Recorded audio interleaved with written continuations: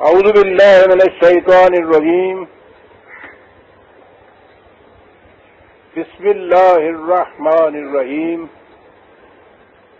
عزیزان من، آج جنوری 1980 کی 4 تاریخ ہے اور درس قرآن کریم کا آغاز سورہ الاحزاب کی آیت 22 سے ہو رہا ہے. 33/22 بات چلی آ رہی تھی جنگ احزاب کی، اور اس میں بتایا گیا تھا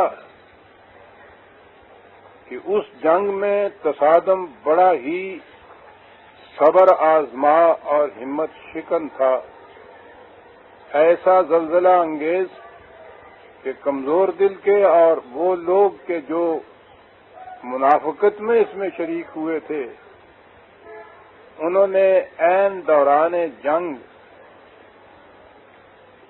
سازش کی، غداری کی، اور جیسا کہا گیا تھا کہ ان میں سے وہ بھی تھے جو قسم قسم کی بہانہ سازیوں سے میدان جنگ سے فرار چاہتے تھے. ان کا ذکر تو سابقہ آیات میں آ چکا ہے، اور آج بات شروع ہو رہی ہے ان کے بالمقابل ان مومنین کی کہ جو اپنی جان اور مال بیچ کر اسلام لائے ہیں. کہا کہ وَلَمَّا رَأَى الْمُؤْمِنُونَ الْأَحْزَابَ قَالُوا هَذَا مَا وَعَدَنَا اللَّهُ وَرَسُولُهُ وَصَدَقَ اللَّهُ وَرَسُولُهُ. عجیب الفاظ کہ جب انہوں نے ان لشکروں کو دیکھا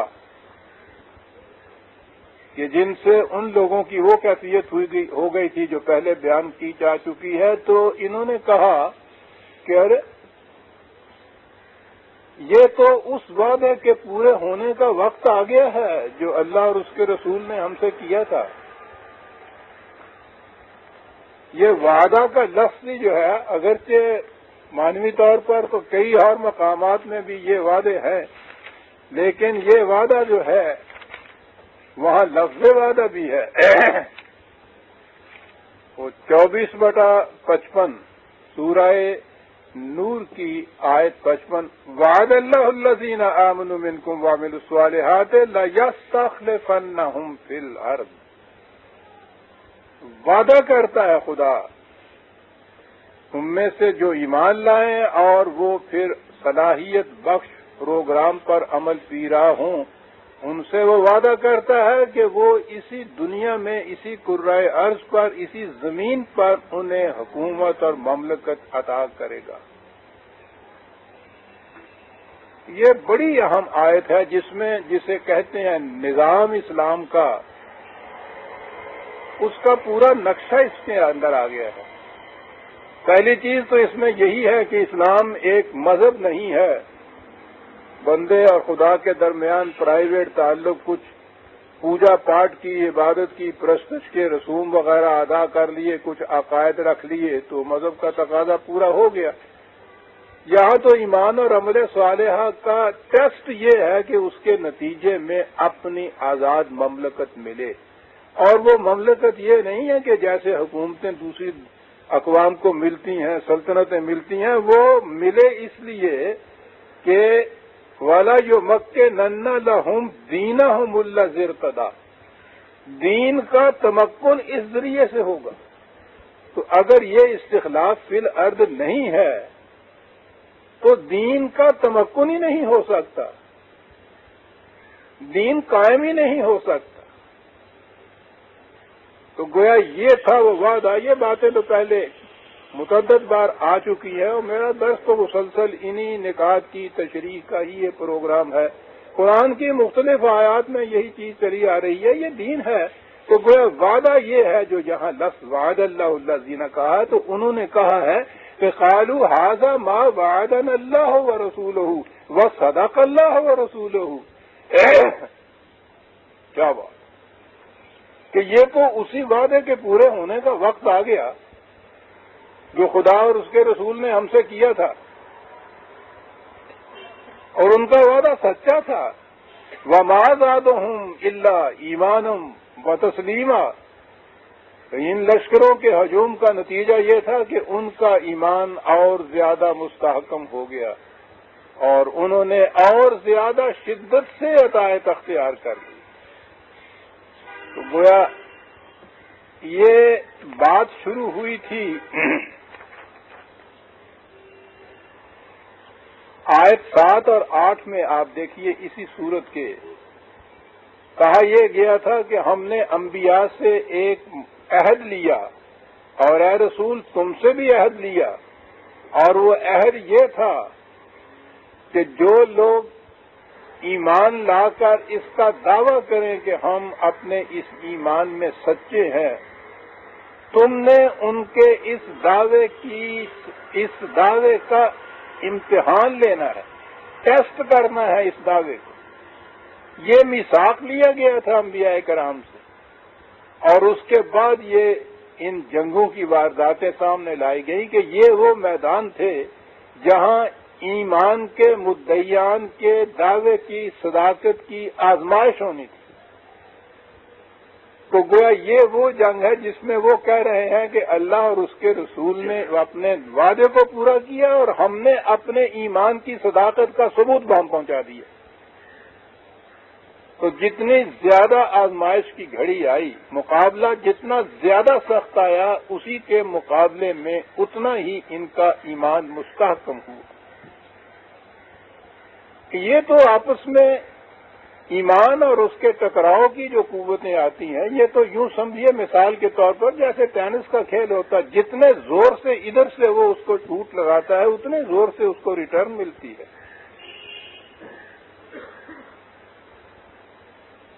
یہ تو تصادمات میں آ کے پختہ ہوتا ہے، ٹیسٹ ہی یہاں ہوتا ہے۔ وہ قرآن کہتا ہے کہ خدا کہتا ہے کہ ہم نے ہر نبی سے اس کا عہد لیا تھا کہ تم نے ان کے اس دعوے کی صداقت کا ٹیسٹ کرنا ہے، اور ٹیسٹ میں وہ یہ کہہ رہے ہیں کہ ان کا ایمان اس سے اور بڑھ گیا اور انہوں نے اور زیادہ دل کی گہرائیوں سے اس کی عقائد کو قبول کیا۔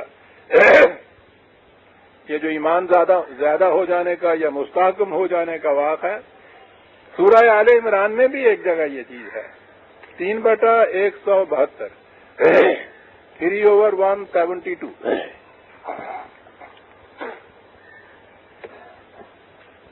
الذین قال لهم الناس ان الناس قد جمعوا لكم فاخشوهم۔ یہ ارباب ایمان وہ لوگ ہیں کہ جب لوگوں نے ان سے کہا کہ تمہیں معلوم ہے کہ دشمنوں نے تمہارے خلاف کس قدر جم غفیر اور کس قدر لشکر جرار تیار کر رکھے ہیں، تو یہ سننے کے فخشوہم، تمہیں ان سے ڈرنا چاہیے۔ دشمنوں نے لوگوں نے ان سے یہ کہا، فزادہم ایمانا، تو یہ سن کے ان کا ایمان اور زیادہ ہو گیا۔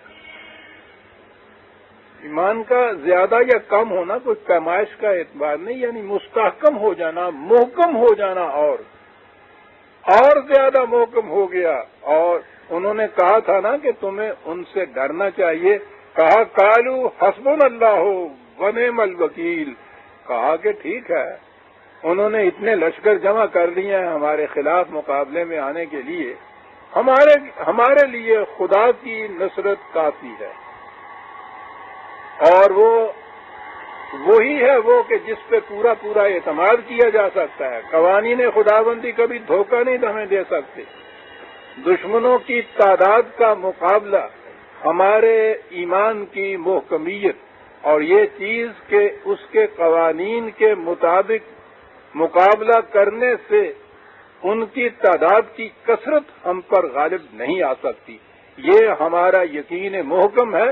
اس لیے ہمیں ان سے ڈرنے کی کیا ضرورت ہے؟ خدا دارم چغام دارم جسے کہتے ہیں۔ اور پھر دوہرا دوں، آپ کو یاد ہے نا وہ ایرانی گورنر نے جو حضرت عمر علیہ السلام اور حضرت عمر رضی اللہ تعالیٰ عنہ سے یہ کہا تھا، جب انہوں نے اس سے کہا تھا کہ کیا بات ہے، پہلے تو ایرانی کبھی ہمارے مقابلے میں جنگ کے لیے بھی نہیں آتے تھے اور آج تمہاری کیفیت یہ ہے کہ قدم قدم کے اوپر شکست کھا رہے ہو انہی اربوں کے ہاتھوں سے، تو فرق کیا ہے؟ میں نے کئی دفعہ یہ بات بتائی ہے، بڑا اہم ہے وہ واقعہ۔ انہوں نے پوچھا تھا کہ ذرا بتاؤ تو صحیح، یہ فرق کیسے پیدا ہو گیا؟ ہم بھی وہی عرب ہیں، تم بھی وہی ایرانی ہو۔ تو آپ اندازہ لگائیے کہ وہ لوگ کتنے دیدہ ور تھے، بات کو کیسے سمجھ گئے تھے۔ تو اس نے یہ کہا تھا کہ عمر بات یہ ہے کہ پہلے جب میدان جنگ میں آتے تھے تو ایک طرف تنہا ایرانی ہم ہوتے تھے، ایک طرف تنہا عرب تم ہوتے تھے۔ اب جو ہم میدان میں آتے ہیں تو ہم تو اسی طرح سے تنہا ایرانی ہوتے ہیں، اور مقابلے میں ہمارے تم عرب ہوتے ہو اور تمہارے ساتھ تمہارا خدا ہوتا ہے۔ ان دو قوتوں کا مقابلہ دنیا کی کوئی طاقت نہیں کر سکتی۔ ایرانی گورنر ہرمزان یہ کہہ رہا ہے آ کر کہ ہماری شکست تو اس لیے ہے، اور ہم ہی کیا، دنیا کی کوئی قوت بھی ان کا مقابلہ نہیں کر سکتی۔ یہ جو دو اکٹھے ہوئے ہیں منو ساقی بہم سازم، تو یہ جو ہے نا منو ساقی بہم سازم والی بات، یہ بہت بڑی چیز ہے۔ تو اس لیے ان کا ایمان اس سے اور بڑھ جاتا ہے، اور ایمان کے زیادہ محکم ہونے کا نتیجہ کیا ہوتا ہے؟ تسلیمہ، اور شدت سے اطاعت کرتے ہیں وہ قوانین خداوندی کی۔ یہ محکم ایمان کی نشانی ہے۔ من المومنین رجال صدقوا ما عاہدوا اللہ علیہ، کہ انہوں نے اپنے خدا سے جو عہد کیا تھا انہوں نے بھی پورا کر کے دکھا دیا۔ خدا نے اپنا وعدہ پورا کر کے دکھایا اس لیے کہ انہوں نے اپنے عہد کو پورا کر کے دکھایا۔ تو دونوں طرف سے یہ صداقت ہوتی ہے۔ یہ اپنے دعوی ایمان کی صداقت کا ثبوت بہم پہنچاتے ہیں جانے دے کر، اللہ تعالیٰ اپنے وعدے کی صداقت کا ثبوت بہم پہنچاتا ہے انہیں استخلاف فی الارض عطا کر۔ دونوں چیزیں لازم ملزوم ہیں۔ ما عہد اللہ علیہ، فمنہم من قضا نحبہ ومنہم من ینتظر۔ تو یہ وہ لوگ ہیں کہ ان میں سے بعض تو وہ ہیں کہ جنہوں نے اپنی وہ جو جسے کہتے ہیں کہ وہ جو بیع و اشترا کا وعدہ، وہ جو معاملہ ہوا تھا بیع و شراء کا، خرید و فروخت کا، وہ ہے نا ان اللہ اشترى من المؤمنین انفسهم واموالهم وان لهم الجنہ، کہ مومن ایک معاہدہ کرتے ہیں خدا سے جس کی روح سے وہ اپنی جان اور مال بیچ دیتے ہیں اس کے ہاتھوں، اور وہ اس کے بدلے میں انہیں الجنہ دے دیتا ہے۔ تو یہ جو انہوں نے معاہدہ کر رکھا تھا، کہا کہ ان میں سے بعض تو وہ ہیں کہ جو جانیں دے کر اس سے سرخرو ہو گئے ہیں، اور دوسرے وہ ہیں جو ابھی انتظار میں ہیں کہ کب ہمیں اس کا حکم ملے اور ہم بھی اپنی جانیں ہتھیلی پہ رکھتے ہوئے میدان میں چلے جائیں، یا خود میدان جنگ کے اندر ہی، جسے شہید اور غازی کہا جاتا ہے اصطلاح کے اندر، تو وہ کچھ لوگ ایسے ہیں کہ جو ابھی تک اس انتظار میں ہیں کہ ان کی جان دینے کی باری کب آتی ہے، انتظار میں ہیں اس کے۔ یہ ہوتا ہے عزیزان من ایمان، اور یہ ہوتے ہیں مومن۔ تو قرآن جو کچھ کہتا ہے وہ تو اس جماعت کے متعلق کہتا ہے جسے جماعت مومنین کہا جاتا ہے۔ ہم لوگ تو اس کے سننے کے لیے بیٹھے رہتے ہیں۔ ینتظر وما بدلوا تبدیلا، ان کے اندر کسی قسم کی کوئی تبدیلی نہیں آئی، اور یہ سارا کچھ اس لیے ہوا، اور انہوں نے یہ کیا دے یجزی اللہ الصادقین بصدقہم۔ دیکھیے وہی صدق اور صداقت کا لفظ بار بار چلا آتا ہے جہاں سے بات شروع ہوئی تھی کہ انبیاء کا یہ فریضہ ہے، انہوں نے خدا سے یہ عہد کر رکھا ہے کہ وہ اپنی جماعت کے افراد کے دعوی ایمان کی صداقت کو ٹیسٹ کریں گے، اور یہ پھر اس کے ثبوت میں یہ اپنی جانیں اور مال قربان کر کے اور نچھاور کر کے دکھائیں گے۔ تو کہا کہ یہ جو اللہ کی طرف سے جو اس کا معاوضہ ملتا ہے، صلہ ملتا ہے، تو وہ ان صادقین کے صدق کے بدلے میں ملتا ہے۔ جب ایمان کا ٹیسٹ ہو جاتا ہے اور یہ اپنے دعوے کی صداقت کا عملی ثبوت ہم پہنچاتے ہیں تو پھر وہاں سے اس کا صلہ ملتا ہے خدا کی طرف سے۔ محض زبان سے کہہ دینے سے کہ ہم ایمان لائے، اس سے تو کچھ نہیں ملتا، بلکہ قرآن کریم نے تو جیسا سورہ تحریم میں یہ کہا ہے اعراب سے جو شروع میں مسلمان ہو گئے تھے کہ ان سے کہو کہ یہ نہ کہیں کہ ہم ایمان لے آئے ہیں، ہم مومن ہو گئے ہیں۔ ان سے کہو کہ سر دست اتنا ہی کہیں کہ ہم اسلامی مملکت کے سامنے جھک گئے ہیں۔ اسلام ولما يدخل الایمان فی قلوبہم، یہ اس لیے کہ ایمان ابھی ان کے دل کی گہرائیوں میں نہیں اترا، وہ تو اس وقت تک مومن کہنے کی اجازت بھی نہیں دیتا جب تک یہ کیفیت نہ پیدا ہو، اور یہ سارا قرآن مومنین کے لیے ہے، اس جماعت کے لیے جو اس طرح سے ایمان جن کے دل کی گہرائیوں میں اتر چکا ہوا اور وہ اس کی صداقت کا ثبوت اس طرح سے ہم پہنچائیں، یہ ایک جماعت تیار ہوتی ہے، یہ ایک امت تیار ہوتی ہے، اس کے لیے یہ سارا پروگرام دیا گیا ہے۔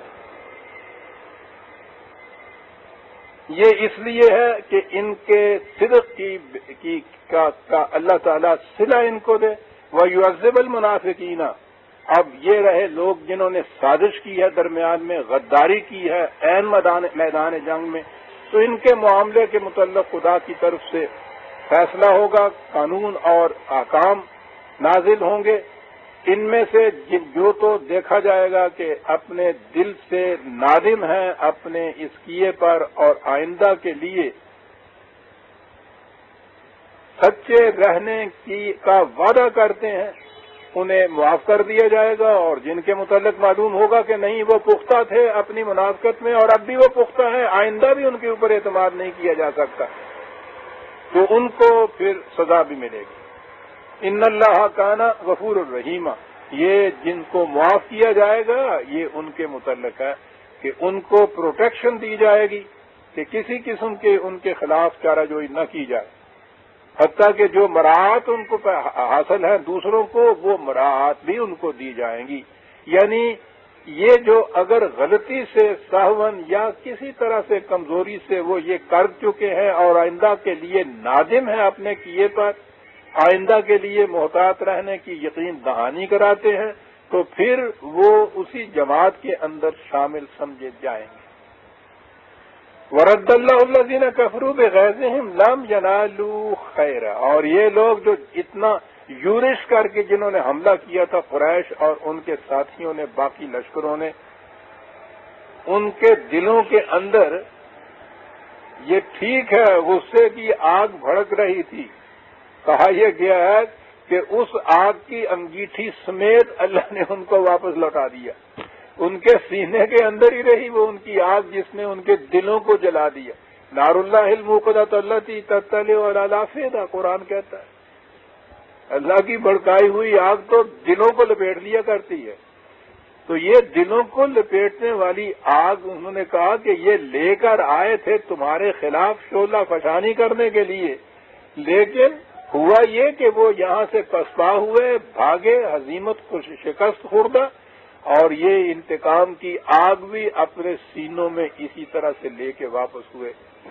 وَكَفَى اللَّهُ الْمُؤْمِنِينَ الْقِتَالَ، اور یہ جنگ میں نظر آ گیا کہ خدا پر ایمان کس قدر کافی ہوتا ہے جماعت مومنین کے لیے۔ وَكَانَ اللَّهُ قَوِيًّا عَزِيزًا، اور ثابت ہو گیا کہ اللہ کے قوانین کی اطاعت سے کتنی بڑی طاقت حاصل ہوتی ہے، کتنا بڑا غلبہ حاصل ہوتا ہے۔ یہ جو چیزیں ہیں نا عزیزان من قرآن میں، میں بار بار یہ ایکسپلین کر چکا ہوں کہ جہاں اللہ کی یہ صفات دی جاتی ہیں کہ وہ صاحب قوت ہے، صاحب اقتدار ہے، صاحب غلبہ ہے، تو اگر ان چیزوں کا تعلق ہم سے نہ ہو تو ٹھیک ہے، وہ ہوا کرے صاحب غلبہ اور صاحب اقتدار، ہمیں اس سے کیا فائدہ؟ اس کی کائنات ہے جو اس نے پیدا کی ہے، اس میں اس کا اقتدار ہے، اس کی طاقت ہے، اس کی قوت ہے، اس کا غلبہ ہے، ہوا کرے۔ ابن مریم ہوا کرے کوئی، اصل بات یہ ہے کہ میرے دکھ کی دوا کرے کوئی، یہ اس کا غلبہ، اس کی قوت، اس کے اختیارات، اس کی طاقتیں، وہ اس کے قوانین کے ذریعے سے کار فرما یہاں ہوتی ہیں۔ جو بھی ان قوانین کی اطاعت کرتا ہے، یہ صفات اس کے اندر بحد مشریت پیدا ہو جاتی ہیں۔ اسے کہتے ہیں صبغت اللہ، خدا کے رنگ میں رنگے جانا۔ تو مومن کے اندر جب یہ صفات پیدا ہوتی ہیں جو خدا نے اپنی صفات کہی ہیں، تو یہ صفات بشریت کی حدود کے اندر اس کے اندر پیدا ہوتی ہیں۔ جماعت مومنین قوی ہوتی ہے، عزیز ہوتی ہے، صاحب غلبہ ہوتی ہے، صاحب اقتدار ہوتی ہے۔ اگر وہ یہ نہیں ہوتی تو پھر خدا کی صفت اس کے اندر نہیں پیدا ہوتی، ایمان اس کے اندر نہیں ہوتا۔ خدا نے کہیں نہیں کہا کہ ہم مغلوب ہیں، ہم مفتوح ہیں، ہم کمزور ہیں، ہم ضعیف ہیں، ہم بھیک مانگ کے کھاتے ہیں۔ یہ تو خدا کی صفات نہیں ہو سکتی ہے۔ تو سیدھی سی بات ہے، یہ تو قدم قدم کے اوپر ٹیسٹ ہو سکتا ہے ہمارے دعوے کا۔ بہرحال غنیمت ہے، ہم نے تو کبھی دعویٰ ایمان کا کیا ہی نہیں۔ یہاں کہیں وہ راشن کارڈ بنوانے میں خانہ آتا ہے مذہب کا، وہاں اسلام لکھ دیتے ہیں ہم، اللہ رسول اللہ۔ ورنہ یہاں تو قدم قدم پہ یہ ٹیسٹ ہوتا ہے۔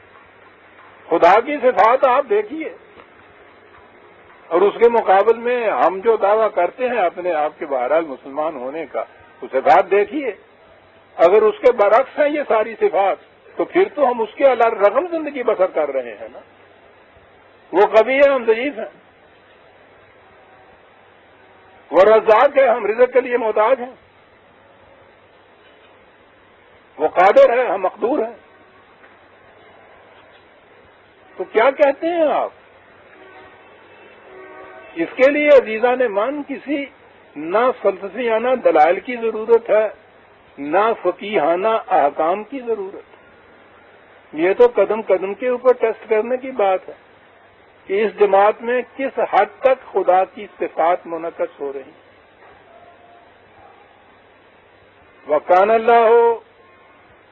وکان اللہ قوی عزیزا وانزل الذین ظاہروہم من اہل الکتاب من سیاسیہم وقذف فی قلوبہم الرعب فریقا تقتلون وتاسرون فریقا۔ اور یہ جو یہودی تھے، میں نے کہا تھا نا، جنہوں نے معاہدہ کیا تھا،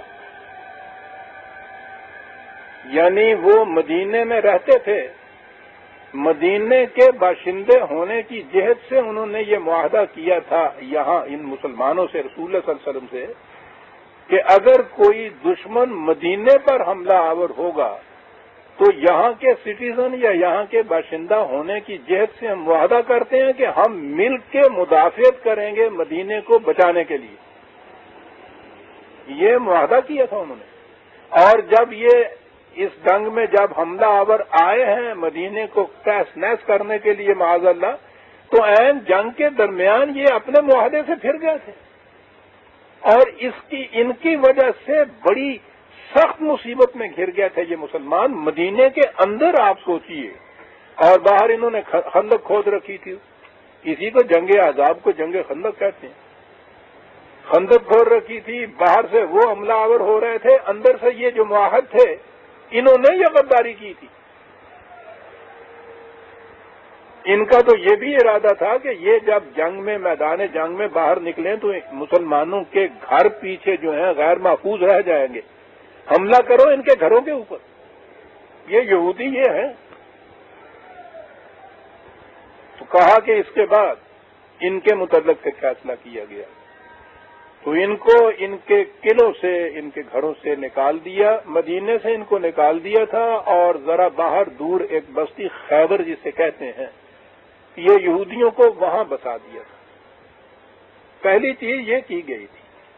ان میں سے جو میدان جنگ میں پھر سرکشی پہ اترے تھے ان کے ساتھ جنگ بھی ہوئی تھی، ان میں سے ان لوگوں کو قیدی بھی بنایا گیا تھا، لیکن بہرحال انہیں وہاں منتقل کیا تھا۔ اس کے بعد پھر وہاں سے بھی انہوں نے اسی طرح سے مخالفت اور سرکشی اختیار کی، تو وہ جنگ خیبر جسے کہتے ہیں۔ بعد میں یہ چیز ان کے ہاں ہوئی تھی، اور آخر میں حضرت عمر رضی اللہ تعالیٰ عنہ کے زمانے میں انہیں پھر پورے جزیرۃ العرب سے ہی باہر نکال دیا گیا، اس لیے کہ یہ قوم سازشوں سے باز ہی نہیں آتی، یہ ان کی جسے کہتے ہیں فطرت میں داخل ہو گئی، منافقت اور سازشیں، بالکل جس طرح سے کہ ہندو کی فطرت کے اندر یہ چیز ہے، یہ چیز جا ہی نہیں سکتی ان کے اندر سے، آخر تک یہ کرتے رہے، اور اس 1300 سال کے اندر یہی کچھ یہودی کرتا چلا آ رہا ہے۔ آج بھی آپ کو سب سے زیادہ جو زخم پہنچی ہوئی ہے یہودیوں سے پہنچی ہوئی، یہ چیز کی گئی تھی، یہ ہے جو قرآن نے کہا کہ جب تک یہ لوگ اپنی اس روش میں ہیں ان پہ کبھی اعتبار نہ کرنا۔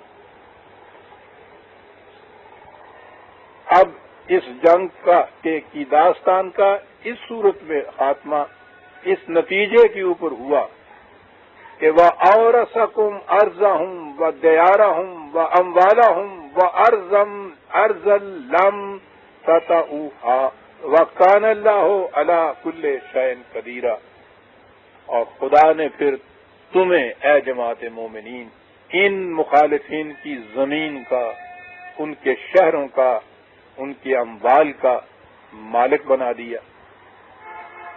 یہ ہے جہاں اسلام زندہ ہوتا ہے دین کی حیثیت سے، ضرورت ہے اس میں، یعنی لا ینفک چیز ہے یہ اسلام کے ایک زندہ دین ہونے کے لیے کہ سرزمین جس میں آپ آزادانہ مملکت قائم کر سکیں اپنی تمکن دین کی خاطر۔ جیسا کہ میں نے بار بار یہ عرض کیا ہے، یہ مطالبہ پاکستان یہ اس دین کا تقاضا تھا ہمارے لیے، نہ ہندو کی تنگ نظری سے جس سے ہم نے تنگ آ کے یہ کیا، نہ انگریز کی سازش تھی، نہ کوئی معاشی مسئلہ تھا، نہ کوئی جیسے کہا جاتا ہے کہ جنہاں کا سیاسی حربہ تھا۔ اقبال نے یہ کہا کہ ہمارے دین کا تقاضا ہے، اسلام ایک زندہ حقیقت بن نہیں سکتا جب تک کہ مسلمانوں کی آزاد مملکت اس مقصد کے لیے نہ ہو کہ اس میں دین کا تمکن ہوگا، کیونکہ کہا یہ گیا تھا کہ تم آزاد مسلمانوں کی حکومت آزاد مانگتے ہو، 20 حکومتیں مسلمانوں کی آزاد پہلے سے ہیں، پھر اس میں ایک اور کا اضافہ کر کے کیا کرو گے تم؟ یہ اعتراض ہوتا تھا۔ اس اعتراض کا جواب یہ تھا کہ وہ خطہ جس میں آزاد خطہ جس میں ہم اپنی مملکت قائم کریں تاکہ دین کا تمکن ہو، اس کے لیے یہ مطالبہ دینی بن گیا تھا ہمارا۔ قائد اعظم نے بار بار اس کو دہرایا تھا، یعنی خطہ زمین مقصود بالذات نہیں تھا، نہ حضور کے زمانے میں یہ مختلف ممالک کی فتوحات مقصود بالذات تھی، وہاں بھی تمکن دین کے لیے تھی، جیسا کہ میں نے ابھی سورہ نور کے وعدے میں کہا ہے، تاکہ دین کا تمکن ہو سکے،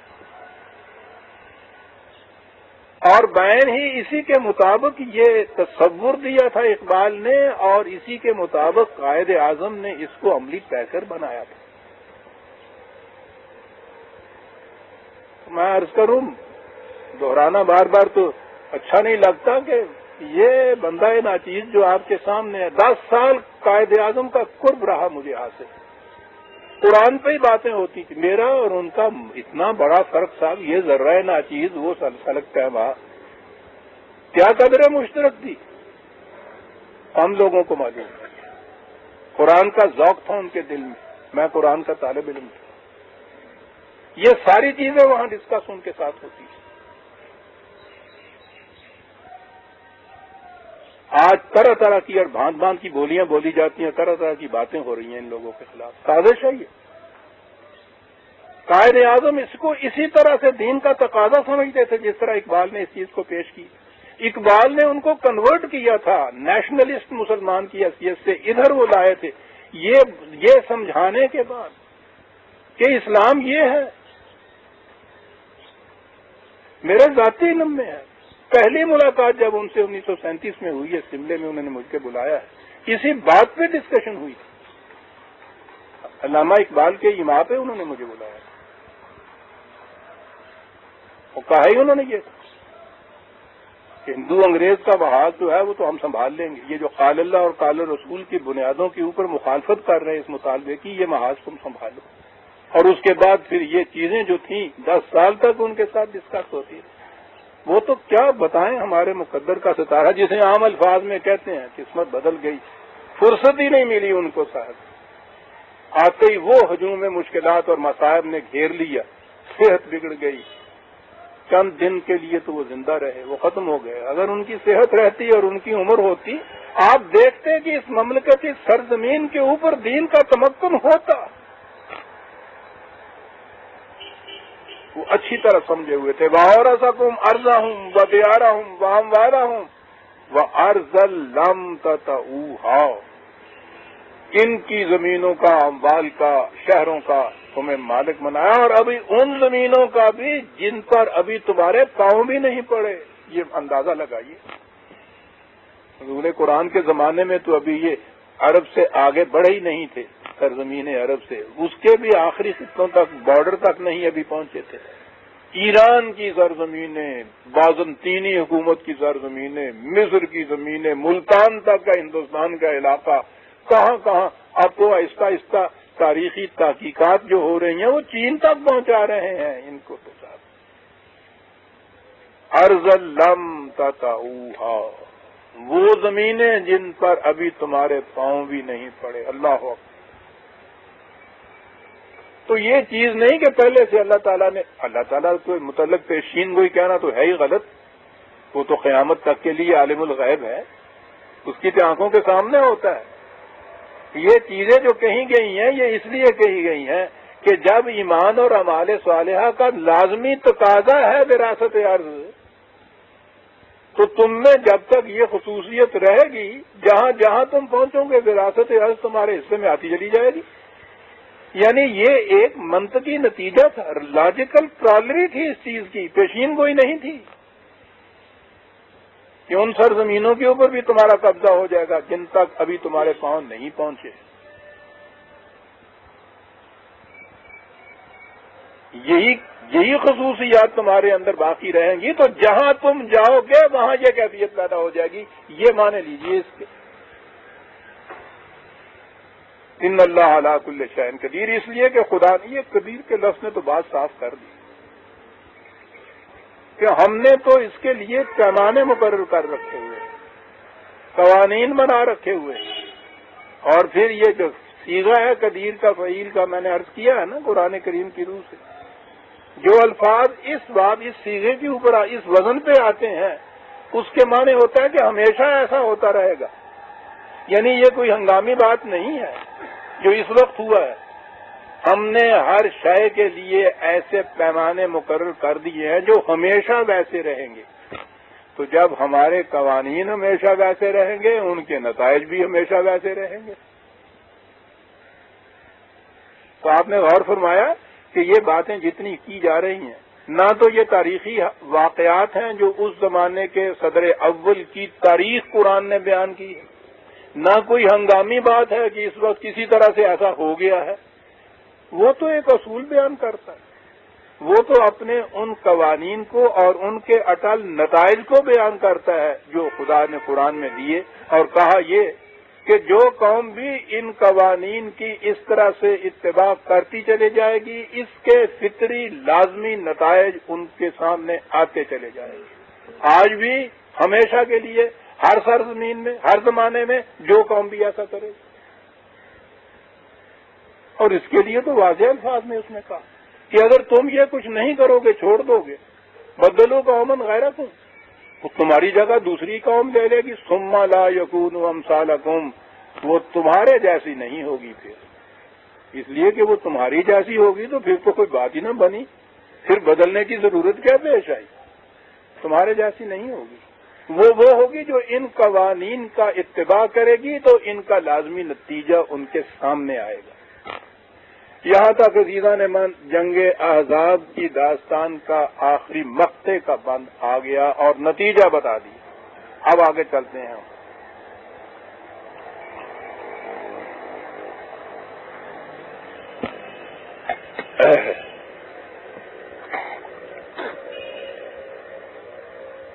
اور اس سے آگے اگلی آیت ساتھ ہی جو اس کے پڑی ہوئی ہے، جن کی نگاہیں سطح بھی ہیں، ذرا نیچے نہیں جاتی، ان کو یہ باتیں بڑی بے جوڑ سی نظر آتی ہیں، ان جوڑ سی. اور وہی ہے نا جب وہ کہتے ہیں کہ قرآن میں کوئی ترتیب نہیں ہے، مضامین کا التزام نہیں ہے، کہیں کوئی بات آئی اس کے بعد کچھ آ گیا، آدم کا قصہ ہے، درمیان میں عاد قوم آ جاتی ہے، پھر عائلی قوانین آ جاتے ہیں، پھر وہ زمین کا قصہ آ جاتا ہے. یعنی وہ کہتے ہیں کہ یوں ہی کچھ بہت سے جیسے وہ بچوں کے وہ الفابیٹ کے حرف ہوتے ہیں نا، ایک تھیلے میں بند کیے ہوئے اے بی سی ڈی وغیرہ کی اس طرح سے کر دیے جاتے ہیں.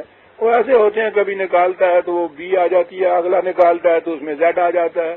وہ اس قسم کا ہے کچھ قرآن کا یہ کچھ تصور ہے جو دیا جاتا ہے. تو اس نے کہا ورتل القرآن ترتیلا، ہم نے تو اسے شروع سے آخر تک موتیوں کی لڑی کی طرح مربوط بنایا ہوا ہے، شروع سے آخر تک رکھ. محرم نہیں ہے، تو ہی نواحہ ہے راز کا. یہاں ورنہ جو حجاب ہے پردہ ہے ساز کا.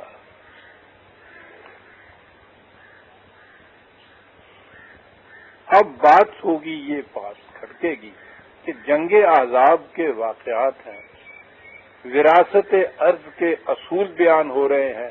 اور اگلی آیت یا ایھا النبی قل لازواجک ان کنتن تردن الحیات الدنیا وزینتها فتعالین امتعکن وسرحکن سراحا جمیلا. اے نبی اپنی بیویوں سے کہہ دو. تو بات آئی نا سطح بینی کے اعتبار سے کہ جنگ احزاب کا ذکر ہو رہا ہے، وراثت ارض کے اصول بیان رہے ہیں، آگے چلا آ رہا ہے، نبی کے گھر کی بات ہو رہی ہے، اپنی بیویوں سے کہہ دو. عزیزان من، قرآن کریم نے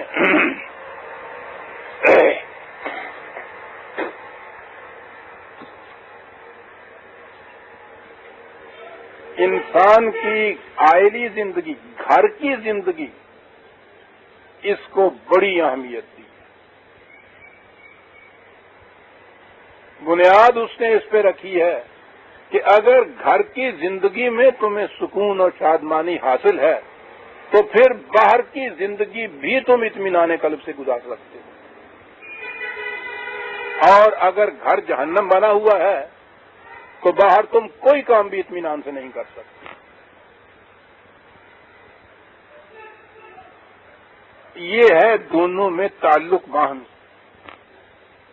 جس کی وجہ سے آپ دیکھیں گے کہ مختلف قسم کے مضامین چلے آ رہے ہیں. جہاں وہ ختم ہوتا ہے یا اس کے درمیان میں ہی، عین ان کے درمیان میں ہی عائلی زندگی کے متعلق، میاں بیوی زندگی کے متعلق، بچوں کی زندگی کے متعلق، گھر کی زندگی کے متعلق درمیان میں آیات آ جاتی.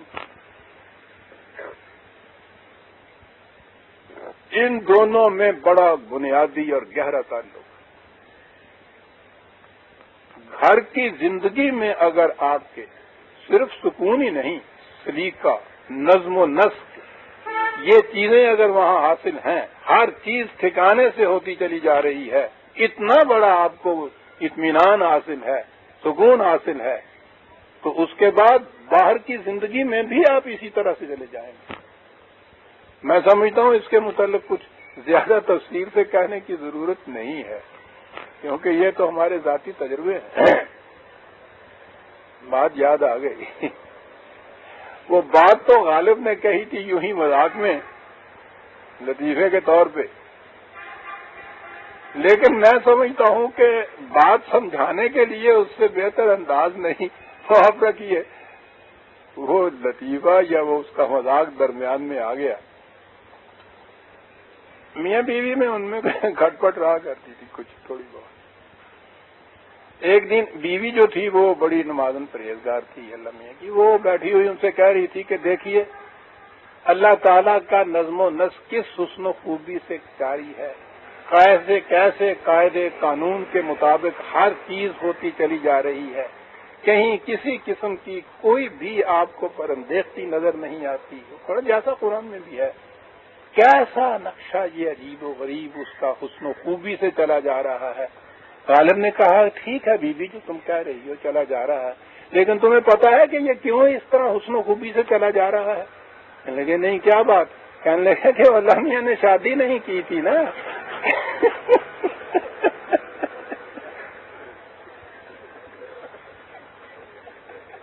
شادی کر کے یہ چلاتا کہ نظم تو پھر مقابلے دار سمجھتے، وہ بڑا سمجھدار تھا۔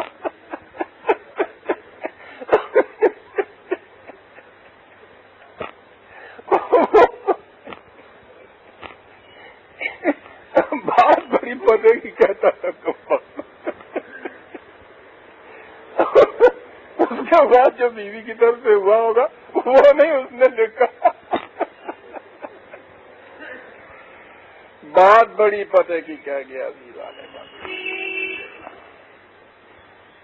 اس لیے وہ اتنا زور دیتا ہے میاں بیوی کی زندگی میں، یعنی اس نے سکینت کہا ہے اور اس کے بعد ایک لفظ مودت، وہ محبت سے بہت اگلا درجہ ہوتا ہے۔ من تو شدم تو من شدی جسے کہا ہے نا خسرو نے، مودت اس کو کہتے ہیں۔ میاں بیوی کی زندگی میں گھر کا نقشہ، اس میں کامل سکینت ہو، سکون کا انتہا اور باہمی مودت کے تعلقات و رحمت، وہ ایک دوسرے کی انسانی صلاحیتوں کی نشو و نما کا موجب بنے، اور مغفرت وہ جنت، ان کو اس طرح سے پروٹیکشن حاصل ہو جائے گی ہر قسم کی تقریبات سے، ایک جنت کا نقشہ بن جائے گا گھر کا، اور اس جنت کے نقشہ جو گھر میں بنا ہوا ہوگا یہ ہے جو باہر کی زندگی کے اندر پھر ہر کام نہایت سکون اور اطمینان سے نظم و نسق کے تابع کر سکیں گے۔ یہ وجہ ہے عزیزان من جو قرآن کریم جب باہر کی زندگی کے موضوعات کا ذکر کرتا ہے، کلائمیکس میں جب پہنچتا ہے تو فوراً گھر کی زندگی کی طرف آ جاتا ہے کہ انہوں نے یہ سب کچھ اس لیے حاصل کیا تھا کہ گھر کی زندگی ان کی ایک جنت کا نقشہ لیے ہوئے تھے۔ اب آئیے اس آیا کی طرف، بڑی عجیب چیز، بڑی کلائمیکس پہ پہنچی ہوئی بات ہے۔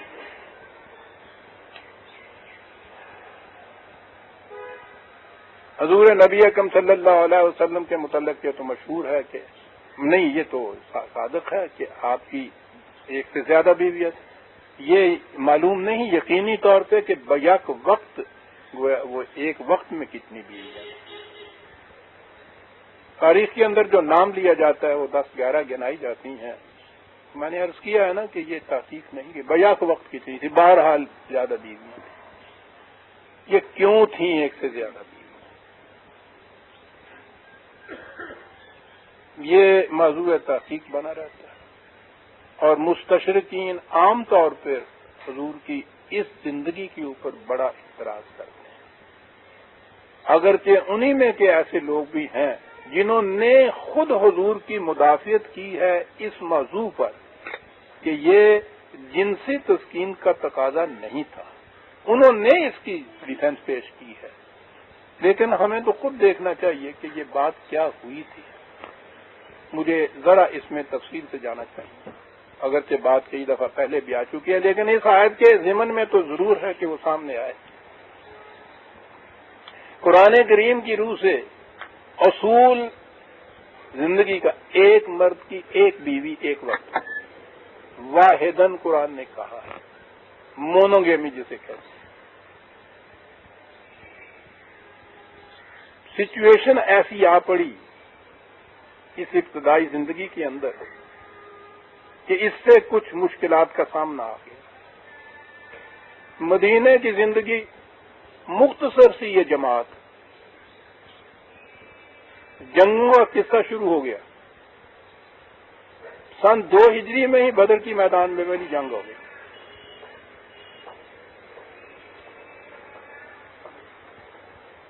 اور پھر علی تواتر یہ سلسلہ جاری رہا۔ ظاہر ہے کہ ہر جنگ کے اندر بچے بوڑھے تو کچھ محفوظ رہتے ہیں، جوان جو ہیں وہی جنگ میں کچھ کام آتے ہیں۔ مردوں کی کمی. مکے کی عورتیں اپنے خامدوں کو جو غیر مسلم کفار تھے جو اسلام نہیں لائے تھے ان کو چھوڑ کے انہوں نے مدینے آنا شروع کر دیا ہجرت کے طور پر. انہیں چھوڑ کر ان کے متعلق بھی یہ قانون قرآن نے دیا کہ انہیں واپس نہ بھیجیے. کیا بات ہے صاحب. قرآن کے عدل اور انصاف کی مثال ہے کہ انہیں واپس تو نہ بھیجیے لیکن ان کے خاوندوں نے جو شادی کے سلسلے میں کچھ خرچ کیا ہے وہ خرچ ان کو واپس بھیج دو. انہیں کہہ رہا ہے وہ قریش جو ہر سال حملہ کر رہے ہیں جنہوں نے ان کو گھروں سے نکال دیا ہے یہ سارے ان کے ہاں کے تنگ کیے ہوئے ہیں جو یہاں آ کے بسے ہوئے ہیں. ہر سال جنگ ہو رہی ہے ان کے ساتھ. اتنے بڑے سخت دشمن ہیں. ان کی بیویاں ایمان کی بنا پر وہاں سے جان بچا کے بھاگ کے یہاں آئی ہیں. کہا جاتا ہے کہ ان کو تو واپس نہ بھیجیے کہ اور زیادہ ظلم ہوگا ان پہ. لیکن انہوں نے جو خرچ کیا ہے ان پہ وہ انہیں واپس نہیں. بہرحال تو گویا پہلے اپنے ہاں یہ کیفیت کے مرد جو شادی کے قابل ہوں وہ اتنے کم. اپنے ہاں کی عورتیں وہاں کی اتنی عورتیں جو یہاں آ گئیں. اور قانون یہ کہ مسلمان عورت غیر مسلم سے شادی نہیں کر سکتی.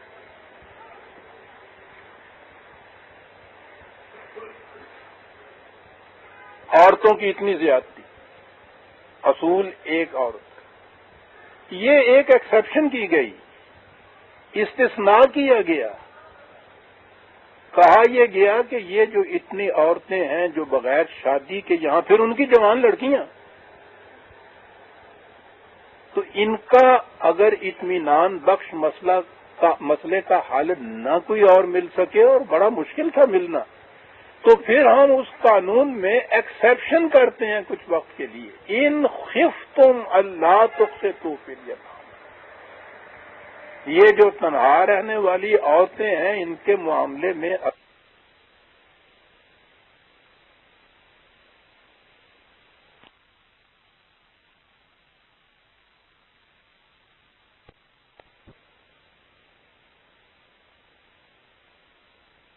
جس کے لیے قرآن نے یہ ایکسیپشن دی ہے اور ان میں ظاہر ہے بڑے بڑے اونچے گھرانے کی عورتیں خواتین تھیں جو اسی طرح سے جسے قرآن نے کہا ہے یتیم کا لفظ ہمارے ہاں تو بچے کے لیے بولا جاتا ہے نا جس کے ماں باپ مر جائیں. عربی زبان میں وہ عورت کے جس کو شوہر نہ مل رہا ہو اور شادی کے قابل ہو اس کو بھی یتیم کہتے ہیں. اس مسئلے کے حل کے لیے یہ بات ہوئی. بڑے بڑے معزز گھرانوں کی خواتین تھیں جن کی کیفیت یہ تھی کہ وہ یا بیوہ ہو گئیں یا ان کے خاوندوں نے طلاق دے دی یا ادھر سے یوں آ گئیں. انہیں پروٹیکشن دینے کے لیے ان کی درخواست یہ تھی. ابھی ان کے ذہنوں میں تو یہ تھا نا کہ گھرانہ ایسا ہی ہونا چاہیے. انہیں پروٹیکشن دینے کے لیے نبی اکرم صلی اللہ علیہ وسلم نے ان کو اپنے گھر کے اندر پناہ دے دی بیوی کی حیثیت. یہ تھی وہ وجہ. ورنہ حضور کی شادی جو تھی پہلی شادی حضرت خدیجہ الکبریٰ سے ہوئی. تاریخ کے اعتبار سے آپ سوچئے تو صحیح 40 سال کی تو ان کی عمر تھی. 2 دفعہ کی پہلے سے وہ بیوہ ہو چکی ہوئی تھی. پہلی شادی جوانی کے زمانے میں قریش کے گھرانے کا 25 سالہ نوجوان شادی وہ اس سے ہوتی. ان کی پوری زندگی میں 53 سال کی عمر تک دوسری شادی نہیں کی آپ نے. حالانکہ عربوں کے اندر تو یہ رواج تھا. ان کی وفات کے بعد ہجرت شروع ہوئی اور یہ ہنگامی حالات شروع ہوئے. یہ جتنی بھی حضور کی ازواج مطہرات ہیں امہات المومنین صرف حضرت عائشہ الکبریٰ ہے کہ جو غیر شادی شدہ ناقد خدا خواری جسے کہا جاتا ہے ان سے جو شادی ہوئی ہے.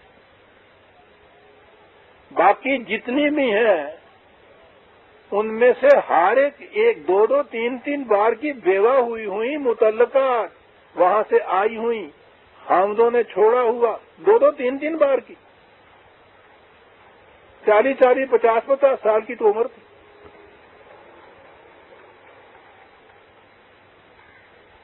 یہ آئی ہوں، یہ ہے وہ واقعات جن کو دیکھنے کے بعد ولیم میور جیسا متعصب جس نے حضور کی سیرت لکھی ہے، زہر اگلا ہوا ہے، اس مقام پہ پہنچ کے وہ بھی یہ کہتا ہے کہ کم از کم اتنا تو مجھے بھی تسلیم ہے کہ یہ جنسی تقاضا نہیں تھا جس بنا کے اوپر حضور یہ بیویاں لائے تھے، وہ بھی کہنے پہ مجبور ہے۔ باسور اسمتھ نے تو جو ڈیفینڈ کیا ہے یا کارلائل نے جو ڈیفینڈ کیا ہے وہ تو ایک طرف بات رہی، ولیم میور جیسا آدمی بھی یہ کہنے کو تیار ہے کیونکہ اس نے تاریخ میں یہ سب چیزیں دیکھ لی۔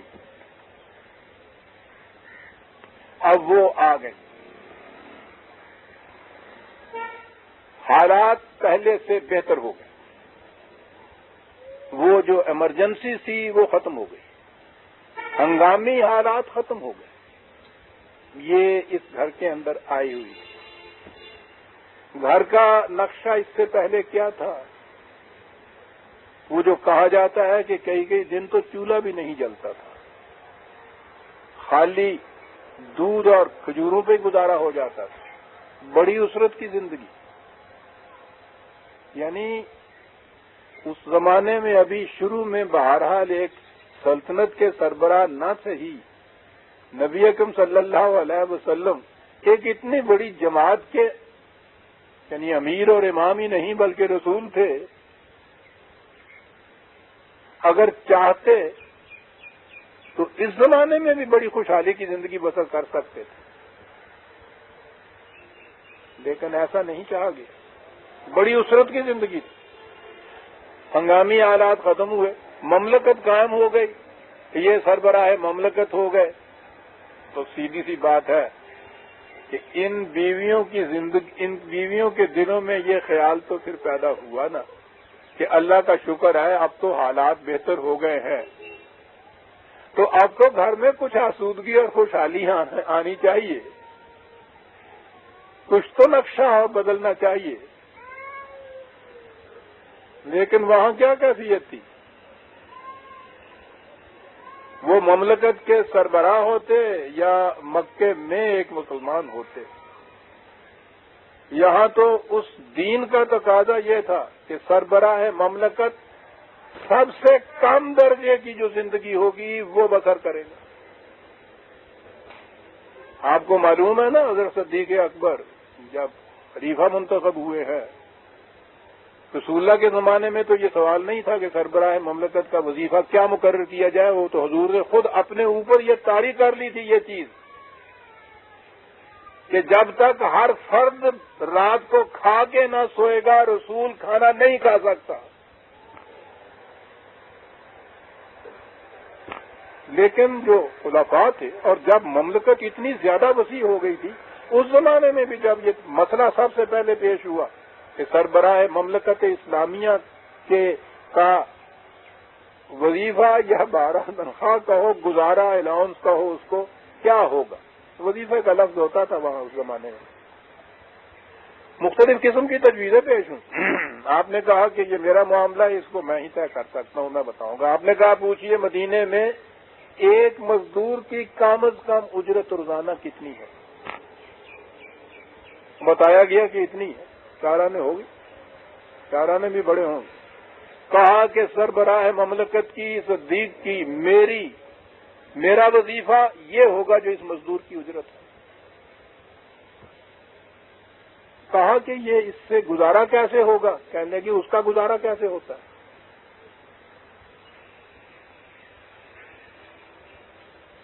کہا ایسی صورت ہو جائے کہ نہیں ہوگا تو کیا کرو گے؟ انہوں نے پوچھا۔ کہنے لگے کہ میں اس مزدور کی اجرت بڑھا دوں گا تاکہ اس کے صدقے میں میرا وظیفہ بڑھ جائے۔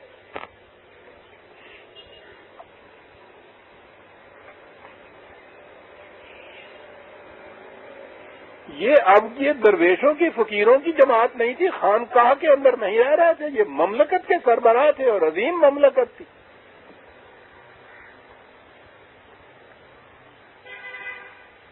یہ کیفیت تھی؟ مملکت کا سربراہ جو ہے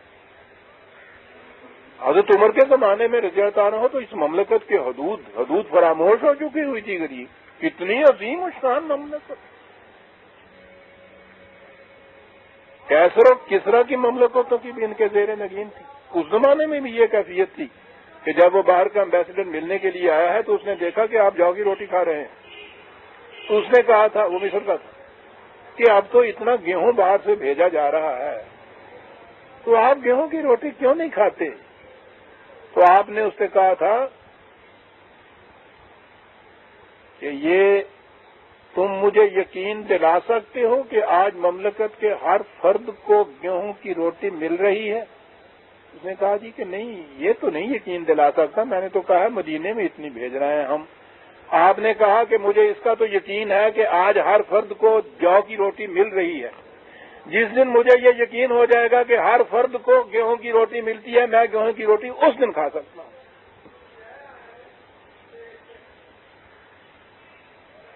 یہ تھے معیار. تو میں نے کہا یہ ہے کہ 12 بیویاں تھیں, عورتیں تھیں. دل میں اتنا خیال تو ابھرا کہ گھر میں کچھ خوشحالی تو آ جائے. انہوں نے یہ درخواست پیش کی ہوگی, بات کی ہوگی, میاں بیوی کی بات ہے.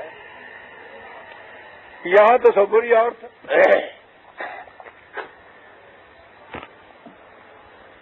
سنیے عزیزان من کیا کہا جاتا ہے. آپ نے دیکھا کہ عین کس طرح سے اس کے ساتھ ملتا ہوا مضمون چلا آ رہا ہے پیچھے سے. وہ مملکت اتنی بڑی حاصل ہو رہی ہے نا کہ ان کی زمینیں, ان کی اموال, ان کی سلطنتیں وہ تمام تمہارے زیر نگیں آ گئیں. اور ادھر گھر کے اندر یہ سوال پیدا ہوا کہ اب تو اتنی بڑی مملکت کے سربراہ آپ ہو گئے, اب تو گھر میں چولہا جلنا چاہیے, کچھ تو آسودگی ہونی چاہیے.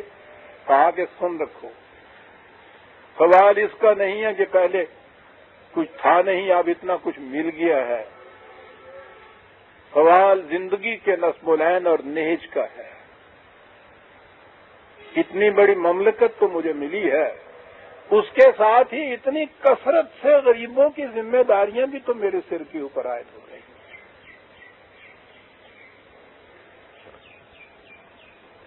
جب بیٹی نے کہا تھا کہ ابا جان اب تو مملکت مل گئی ہے, چکی پیستے پیستے ہاتھوں میں چھالے پڑ جاتے ہیں. کہا تھا کہ بیٹی, اس نے کہا تھا کہ کوئی ملازمت دے دیجیے. کہا تھا کہ بیٹی جب میں دیکھوں گا نا کہ مملکت کی کوئی عورت بھی چکی خود نہیں پیستی, اس دن فاطمہ تمہیں دوں گا میں ملازمت. تو کہا کہ یہاں بات یہ نہیں ہے کہ مملکت اتنی بڑی مل گئی اور میں سربراہ بن گیا اور اب تو خوشحالی نصیب ہو گئی. نصب العین کی بات. میری زندگی تو یہی رہنی ہے جب تک یہ پورے کے پورے معاشرے کا معیار جو ہے وہ اونچا نہ ہو جائے گا. میں ان کے سب سے نیچے میرا معیار ہوگا, یاد رکھو. ٹھیک ہے, یہ ہے میری زندگی, یہ ہے میرا نصب العین حیات, یہی رہے گا یہاں. وہ جو آپ لوگوں کو پروٹیکشن کی ضرورت تھی جس کی وجہ سے تم یہاں آئی تھیں, اب اس کی ضرورت نہیں ہے, وہ ہنگامہ ختم ہو گیا.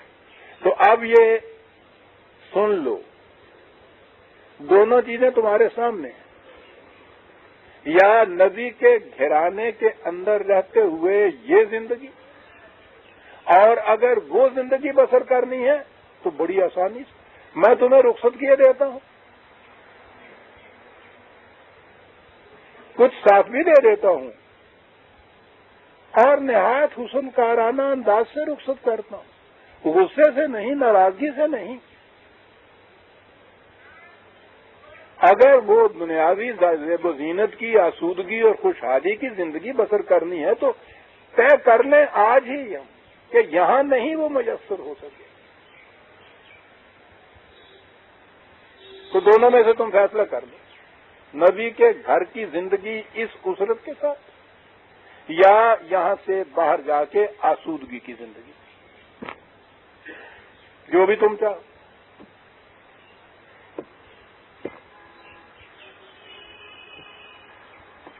پتہ ہے کہ پوری کی پوری ازواج مطہرات کی طرف سے کیا جواب ملا تھا؟ کہا کیا فرمایا آپ نے, نبی کے گھر کو چھوڑ کے باہر کی زندگی. آپ تو آسودگی کہتے ہیں، وہاں تو جنت کی زندگی بھی ملے گی تو قبول نہیں۔ سب کچھ خدا سے مانگ لیا، تجھ کو مانگ کر اٹھتے نہیں ہیں ہاتھ میرے اس دعا کے بعد۔ ایک بھی ان میں سے نہیں تھی کہ جس نے کہا کہ ہاں میں باہر چلی۔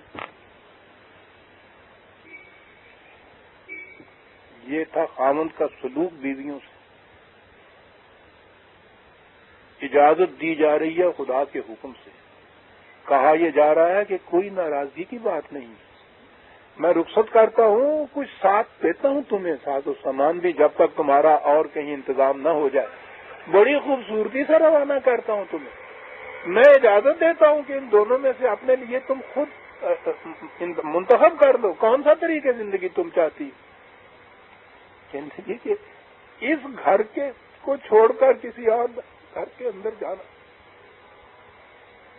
یہ تھی گھر کی زندگی۔ آپ نے سمجھ لیا کہ پھر یہ باہر اس طرح سے کیوں یا سب کچھ کیا جاتا تھا، گھر کی زندگی یہ تھی۔ وَإِن كُنتُنَّ تُرِدْنَ اللَّهَ وَرَسُولَهُ وَالدَّارَ الْآخِرَةَ فَإِنَّ اللَّهَ أَعَدَّ لِلْمُحْسِنَاتِ مِنكُنَّ أَجْرًا عَظِيمًا۔ اگر وہ دنیاوی آسودگیاں اور زیب و زینت چاہتی ہو تو اس کا وہ راستہ ہے، اگر خدا اور اس کا رسول چاہتی ہو اور دار الآخرت چاہتی ہو، مستقبل کے اوپر اگر نگاہ ہے تمہاری، وہ چاہتی ہو تو اللہ کی طرف سے بہت کچھ ملے گا، لیکن اسی لائن میں ملے گا بہت کچھ۔ فیصلہ تمہارے لیے ہے، جو فیصلہ کرنا چاہو۔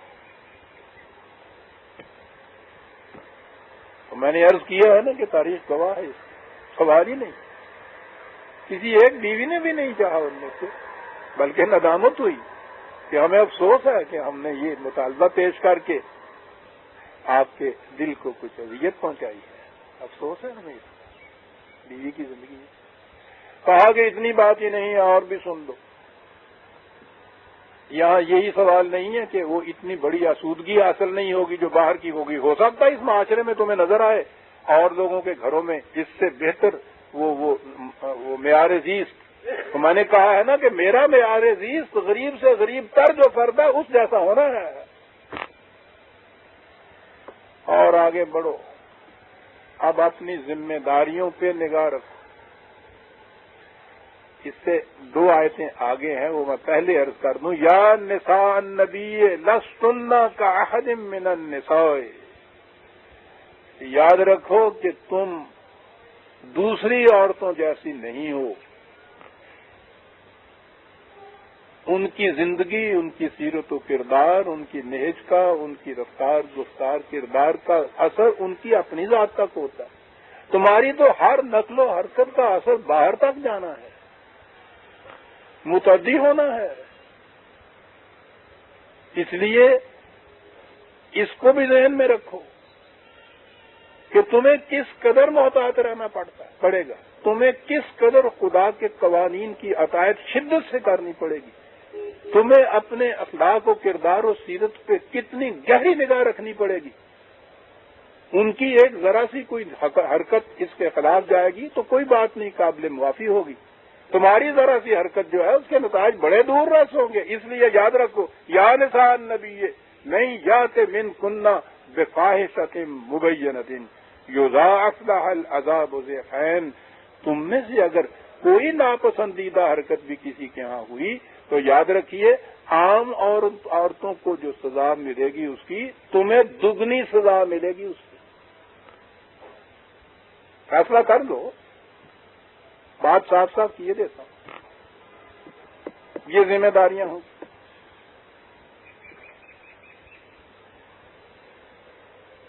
حضرت عمر رضی اللہ عنہ باہر کی زندگی کے اندر کوئی قانون جب نافذ کرنا چاہتے تھے نا، پہلے اپنے گھر میں آ کے کہتے تھے کہ یہ قانون کل سے نافذ ہونا ہے، تم آج ہی سے اس کے مطابق اپنے گھر میں تبدیلی کر لو۔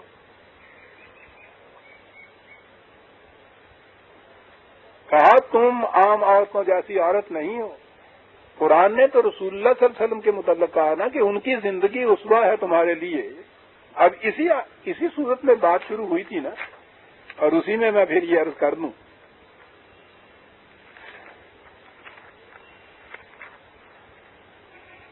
لقد کان لکم فی رسول اللہ اسوۃ حسنۃ، 21ویں آیت ہے نا اس میں، مشہور آیت ہے کہ حضور کی زندگی سیرت طیبہ ماڈل ہے قیامت تک کے لیے. یاد رکھیے حضور کی سیرت و کردار اور اخلاق کی بلندی اور پاکیزگی، یہ ہے وہ ماڈل قصوہ حسنہ. عام معاشرت کے اندر جیسے حضور رہتے سہتے تھے، جس طرح سے ایک مسلم لباس پہنتے تھے، گھر بناتے تھے، اٹھتے بیٹھتے تھے، سواری اس قسم کی تھی، وہ نہیں ہے یہ چیز کہ قیامت تک کے لیے آپ کے ہاں وہ ماڈل ہے. حضور کی سیرت و کردار ماڈل ہے، اور اصل چیز تو ہے ہی سیرت و کردار. اس ماڈل ہونے کے اندر رسول اللہ کے گھر کے اندر کی زندگی بھی مومنات کے لیے ماڈل تھی.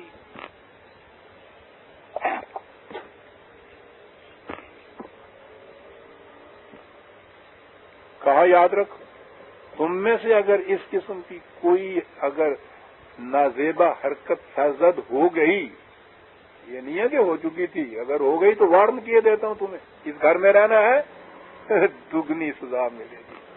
وکان ذالک علی اللہ یسیرا، ہمارے لیے کچھ مشکل نہیں ہوگا ایسا کرنا. قانون خداوندی میں پہلے سے اس ضابطے کے اندر یہ شک رکھ دی جائے گی. وَمَن يَقْنُتْ مِنكُنَّ لِلَّهِ وَرَسُولِهِ وَتَعْمَلْ صَالِحًا نُؤْتِهَا أَجْرَهَا مَرَّتَيْنِ وَأَعْتَدْنَا لَهَا رِزْقًا كَرِيمًا. اور جو تم میں سے قانون خداوندی کی پوری اطاعت کرے گی، اپنی صلاحیتوں کو اس کے مطابق صرف کرے گی اس گھر کو ایک ماڈل بنانے کے لیے، تو خدا کی طرف سے تمہیں اس کا صلہ بھی دگنا ملے گا. کہ تم نے اپنی ذات پر کتنی سخت پابندیاں عائد کر کے اس قسم کا نقشہ گھر کے اندر رکھا، کتنی اپنی معصوم تمناؤں کو قربان کر دی ہے. یہ چیز کے ساتھ ذرا اچھا کپڑا ملنا چاہیے، کچھ تھوڑا سا پیٹ بھر کے کھانے کو ملنا چاہیے. کوئی ایسی خواہش یا آرزو نہیں تھی، کوئی ایسا مطالبہ نہیں تھا جو قابل گرفت ہوتا. لیکن انہوں نے اس کے جواب میں یہ نہیں ہے کہ ان کو جبر کیا گیا ہے کہ ایسا کرنا ہوگا، اجازت دی جا رہی ہے. بطیب خاطر انہوں نے اس زندگی کو جو قبول کیا ہے بہت بڑی چیز تھی. کہا کہ تم اس طرح سے اگر یہ قبول کرتی ہو تو اللہ کے ہاں اس کے میزان میں اس کا وزن جو ہے اور زیادہ بھاری ہوگا. کہ اتنی بڑی جتنی بھی جاذبیتیں اور اٹریکشنز اور کشش آ رہی ہیں، ان کا مقابلہ کرتے ہوئے بطیب خاطر تم اس زندگی کو قبول کر رہی ہو، اللہ کے ہاں سے تمہیں اجر عظیم ملے گا. اور جو کہتی ہے رزق سامان زیز زندگی کے متعلق تمہارا معیار کچھ اس قسم کا ہے کہ کچھ زیادہ قیمتی کپڑے ملے، کچھ بہتر کھانے کو ملے، یہ سب کچھ کہنے کا معیار ذرا سا بدل دو. معیار یہ رکھو رزقاً کریما، ایسی روٹی ملے جس میں عزت باقی رہے. جو کی روٹی کیوں نہ ملے، رزق کریم ملے، عزت باقی رہے، باعزت رزق. دیکھا معیار کیسے بدل دیا ایک لفظ میں آ کر.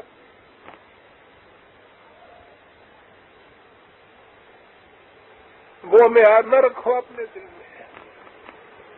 خدا سے مانگو تو یہ مانگو کہ اللہ تعالیٰ سامان زیز دے تو ایسا دے کہ جس میں عزت برقرار رہے. اے طاہر لاہوتی، اس رزق سے موت اچھی جس رزق سے آتی ہو پرواز میں کوتاہی. قرآن نے رزق کریم کہا ہے مومنین کے لیے، رزقاً کریما. یا نساء النبی لستن کاحد من النساء. دیکھو وہی جو میں نے پہلے کہا تھا، ان تقیتن فلا تخضعن بالقول فیطمع الذی فی قلبہ مرض وقلنا قولا معروفا. کہا بتاتا چلا جاؤں تمہیں کہ یہ زندگی کس قسم کی ہوگی، کیا کیا پابندیاں تم نے اپنے اوپر بطیب خاطر عائد کرنی ہوں گی. کہا اور گھروں کے اندر لوگ آئیں گے یا انہیں غیر مردوں سے باتیں کرنا ہوں گی. ٹھیک ہے، مومن عورتیں ہیں، وہ لحاظ رکھیں گی اس بات کا، لیکن تمہیں خاص طور پہ بتایا جاتا ہے کہ جب کسی سے بات کرنا تو جو عام انداز نسوانیت کا ہوتا ہے نا کہ نرمی ذرا آواز کے اندر ہو، کچھ لوچ ہو، یہ عام ہے انداز. کہا تمہیں یہ انداز بھی اختیار نہیں کرنا چاہیے. ہو سکتا ہے کہ وہ جو اجنبی جس سے تم بات کر رہی ہو اس کے دل میں کچھ مرض ہو اور وہ اس سے کچھ اور اثر لے نہایت باوقار طریقے سے. اسی لیے ان کو مائیں کہا ہے. جیسے باوقار ماں بیٹے سے بات کرتی ہے نا جس انداز سے، اس انداز سے بات کرنا. کن کن چیزوں کے اوپر پابندیاں عائد کی جا رہی ہیں عزیزان. ماڈل بننا تھا اس گھرانے نے.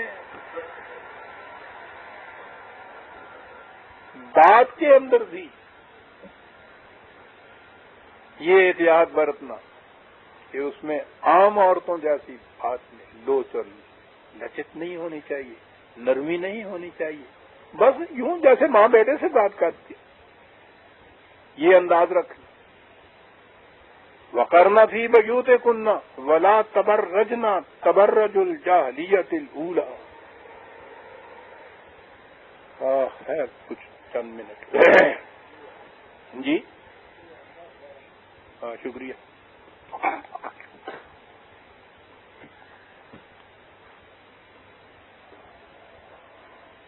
میں یہاں پردے کے متعلق گفتگو نہیں کرنا چاہتا.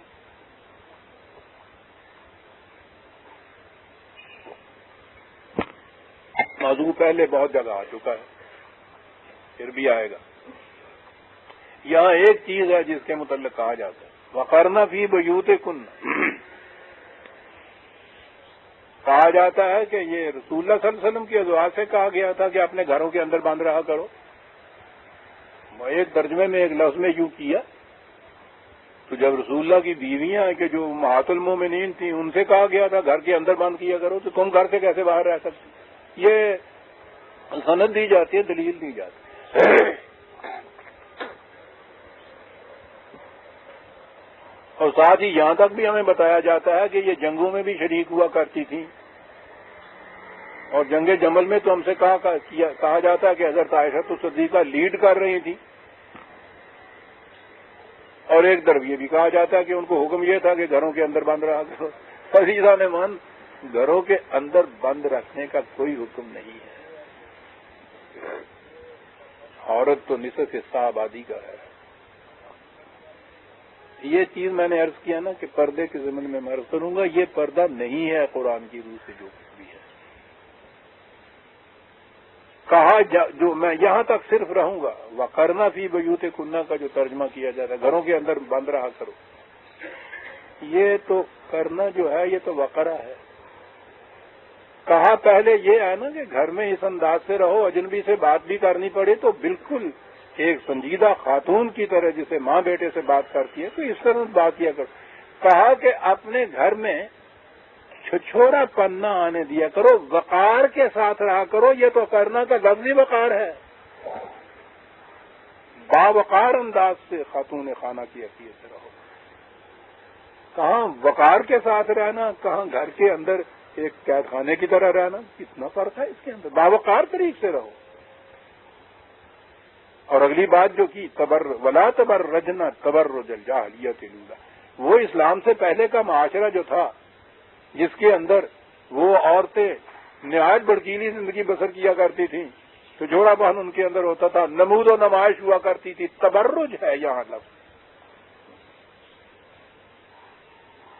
بیٹیاں اور بہنیں بیٹھی ہیں اس لفظ کے متعلق، لیکن کہنے کی بات ہے یہ تو وہ یہ جیم ہے برج جس سے نکلا ہے، ابھار جس سے کہتے ہیں، نمود، نمائش، ابھار. یہ جذبہ نہیں پیدا ہونا چاہیے. نمود حسن کا جذبہ نہیں پیدا ہونا چاہیے. اور یہیں سے تبرجنا تھا تو ایرج کا ٹپ. کیا بات ہے ان عربوں کی صاحب. عورت کا اس قسم کا نمود حسن اور نمائش کا جذبہ، وہ نمود کے لیے یہ سب کچھ اپنے آپ کو ابھار کر اپنے آپ کو سامنے لائیں. کیا بات ہے ان کے اس لفظ کی صاحب. ابھار کے سامنے لائیں. اور یہیں سے وہ لفظ ہے جو ہمارے ہاں یہ جو دودھ بلویا جاتا ہے نا، اس میں بلونے والی بلونی جسے کہتے ہیں، ساڈے مدانی کہندے نے انہوں کوئی دودھ ہی نہیں کدی دیکھا تو مدانی کا کی پتا ہوئے کہ کی ہوں رڑکن واسطے وہ چاٹی چنڈی تھی، مدانی ہوتی تھی، وہ اس زور سے اس کے اندر وہ اضطراب پیدا کرتی تھی، لہریں دودھ میں پیدا ہوتی تھی جبھی مکھن اوپر آتا تھا۔ یہیں سے انہوں نے لفظ جو تھا اتنا کا اس بلونی یا مدھانی کو کہتے تھے، ایک ہی لفظ سے وہ کہتے تھے کہ عورت کی نمود حسن کا جذبہ مرد کے دل کے جذبات میں وہ کچھ کرتا ہے جو مدھانی دودھ نل کر دی۔ کیا بات ہے اس قوم میں، کہتا ہوں اس سے بہتر تشبیہ نہیں اور ہو سکتی۔ سنتے ہو پنجابی میں کھورو پا دیندی ہے کہ یہ جذبات کے اندر تلاتم انگیزیاں پیدا کر دیتی ہے جذبات کے اندر۔ وہ چیزیں جو دودھ کے اندر بالکل چھپی ہوئی ہوتی ہیں بلکہ اس کے اندر محلول ہوتی ہیں، حل ہوئی ہوتی ہیں، جسے آپ مکھن کہتے ہیں، اس قسم کی اضطراب انگیزیاں ہوتی ہیں اس سے کہ وہ ابھر کے ادھر سے وہ سامنے آ جاتا ہے، اوپر ادھر سے نمود حسن ہوتی ہے۔ یہ تھی قوم، یہ تھی اس کی زبان، یہ ہے وہ لفظ جو قرآن لایا ہے کہ دو لفظوں میں ہم یہ کہہ دینا چاہتے ہیں کہ تم وقار سے رہو گھروں کے اندر اپنے، وہ نمود و نمائش حسن کا جذبہ کبھی تمہارے دلوں کے اندر نہیں آنا چاہیے کہ جس سے مردوں کی کیفیت یہ پیدا ہو جایا کرتی ہے۔ اور اس میں عزیزان من بات یہ نہیں ہے جیسا کہا جاتا ہے کہ مردوں کی حفاظت عصمت کے لیے عورتوں سے کہا کہ تم یہ کچھ بن کے نہ باہر نکلا کرو تاکہ ان کی عصمت جو ہے وہ محفوظ رہے، پھٹے منہ والی گل۔ یعنی یہ آپ نہیں اپنی عصمت کی حفاظت کر سکتے، تمہیں کہا جاتا ہے کہ ان کی حالت پہ رحم کیا کرو اور اس طرح سے نمود حسن سے باز آیا جا کرو تاکہ ان کی حفاظت رہے عصمت کی۔ کیا کریڈٹ ہے ان کے اوپر کہ وجہ کششی کوئی چیز ان کے سامنے نہ آئے اور یہ پھر کہیں کہ صاحب دیکھیے نا ہم کسی چیز کی طرف نکل کے گئے ہی نہیں، کھینچا ہی نہیں، کسی وہ تو چیز ہی بند کر دی، قطعاً غلط ہے، یہ نہیں کہا گیا۔ یہ بات بڑی گہری ہے جو قرآن نے کہا نمود حسن کا جذبہ نہیں ہونا چاہیے۔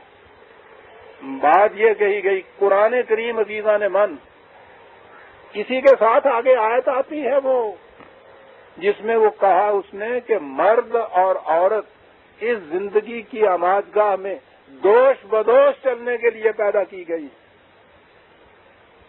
جو کچھ مرد کر سکتے ہیں دین کی زندگی وہی کچھ عورت کر سکتی ہے۔ تو کہا یہ گیا ہے کہ عورت کے دل میں یہ جذبہ پتہ نہیں کب سے آیا ہوا ہے اس زمانے سے جب سے اماں حوا اور بابا آدم کا قصہ تو رات میں آیا کہ وہ اماں حوا کو پیدا اس لیے کیا گیا تھا کہ آدم کو تنہا پیدا کیا تو وہ اداس ہو گیا، اس کی اداسی مٹانے کے لیے اللہ تعالیٰ نے اس کی پسلی میں سے ایک عورت کو نکالا اور کہا کہ لو بچہ کھیلو اس کھلونے سے۔ یعنی مقصود بھی ذات عورت کی پیدائش اپنے لیے نہیں، مرد کی اداسی اور تنہائی کو دور کرنے کا ایک ذریعہ بنی۔ اب جو عورت کے دل میں یہ بات پیدا کی کہ تم تو مرد کو بہلانے کا ایک ذریعہ ہے بنی ہو، وہ ہو ذریعہ، اس نے اپنے اندر پھر یہ پیدا کر لی گئی بات کہ میں زیادہ سے زیادہ اس کو کیسے بہلا سکتی ہوں۔ یہ ہے جذبہ نمود حسن کا، میں زیادہ سے زیادہ اٹریکٹو کیسے بن سکتی ہوں۔ وہ یعنی کہا تھا میں نے کبھی ناولوں میں آتا ہے کہ وہ یہ لڑکیاں جو ہیں اب مغرب کی وہ بند سنور کے میک اپ کرنے کے بعد آئینے کے سامنے اس کے بعد ماں سے پوچھتی ہیں کہ ماما ایم آئی پریزنٹڈ، جی ایسی ہو گئی ہوں کہ کھینچوں ذرا مردوں کو اپنی طرف۔ قرآن نے اس جذبے کی تردید کی کہ تو کوئی ذریعہ نہیں ہے مردوں کو بہلانے کا، تیرا اپنا تشخص ہے، اپنی آئیڈینٹیفیکیشن ہے، اپنی پرسنالٹی ہے، وہ تمام صفات اپنے اندر پیدا کرو جو مرد پیدا کرتے ہیں، اور اس طرح سے تم پہچانی جاؤ دنیا کے اندر، نہ اس طرح سے کہ مردوں کو بہلانے کے لیے ایک کھلونا ہو، جتنا زیادہ اٹریکٹو کھلونا ہوگا بچہ اسی تیزی سے اس کی طرف بھاگ کے جائے گا۔ تمہارا مقام یہ نہیں ہے، عورت سے کہا گیا ہے تمہارا مقام یہ نہیں ہے، برابر کا مقام ہے، اسی طرح سے اپنی عزت کراؤ جس طرح سے مرد اپنے کردار کی بنا پر اپنی عزت کراتا ہے۔